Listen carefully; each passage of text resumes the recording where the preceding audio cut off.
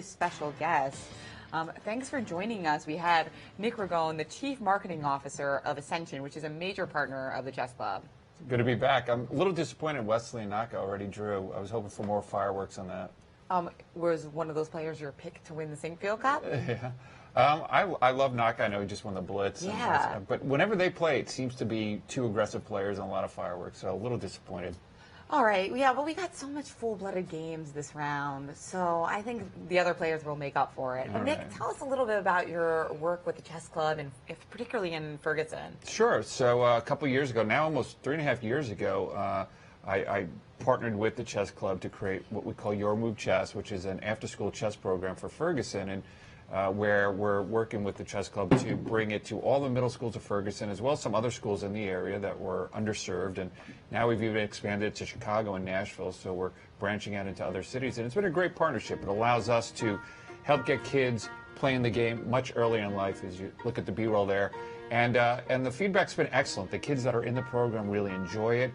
They're performing better in school. Their attendance is better. They're more excited about being there. And so we think it's a great concept, and we're hoping to continue to expand it. That's awesome. I want to see every kid in the United States get exposed to chess. What is the perfect age to get started? Never too soon. I mean, at 3, 4, 5 years old, as soon as you can start talking and thinking, and I think it ingrains those habits at a really early age. And so the last 2 years we've done fundraisers. We have another big event coming up on March 9th of 2019.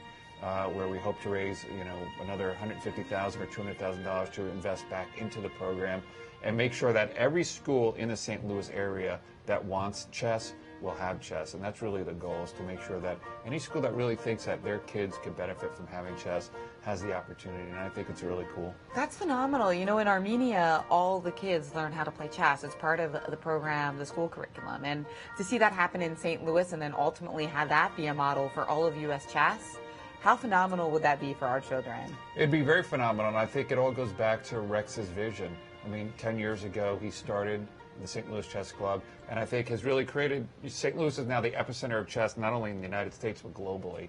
And I think it's his vision and his inspiration which has allowed and encouraged me and others to do similar programs. And I can't thank Rex enough for what he's done for St. Louis, for U.S. chess, and really for global chess. I totally agree. Now, talking about global chess, beyond scholastics, we totally agree. We just saw that great clip about the chess in the schools in Ferguson, and we've talked a lot about the benefits of chess for kids, but what about for adults? Are there a lot of benefits that you've seen as well? Because you've become more serious about chess. I have. Ever since this partnership. Ever since the partnership, my son really inspired the partnership, but I've gotten a little bit better. I'm about 1,600 rated on a good day, and the Chess Club started the Corporate Chess League, which is great. It gets adults like us playing, and I think there are a lot of benefits. I mean, just as we age, to play chess and get better at it, I think sharpens your mental acuity.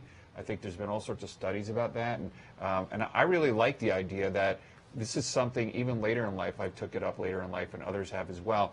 If you push yourself and get better, it sharpens your intellect, and I think it benefits you in your work. It benefits you in other areas of your life. So I'm a big devotee of it. My wife would say I play too much chess online, but that's a different story. But I think, it's never too late to start playing chess and playing competitive chess. And it's something you can compete at. Unlike football or baseball where you sort of age out, you never age out of chess. I totally agree. I think that is really important to focus on our adults as well, because those are the ones who teach the children chess too.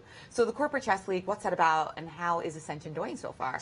Well, we're 0-1, but we're improving. It's really the vision of the Chess Club to get big corporate entities, Edward R. Jones, Ascension, there's some others coming on board, to field teams. Just the way you would a softball team, a corporate softball team, or some other type of team. And so now we have chess teams. And it's a way, A, to get to know your sort of colleagues at different companies in the St. Louis area. B, it's a chance for you to bond with your own teammates. I know for us at Ascension, it was a great experience practicing. And then it's also, we're all still competitive. Even as we get older, we find different ways to kind of venues for that competitive streak to come out. And I think over the board is the best way to do it. So I love it. I totally agree. Also, as a woman, I feel like games like chess, poker, making those like the corporate networking games is so awesome, because it's really something that women and men can both play on the same field, and it's really powerful. It's not just about kids and adults, it's also about all genders. So very exciting.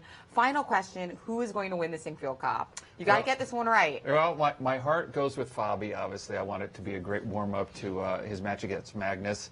I think Magnus is always the favorite in any tournament he plays.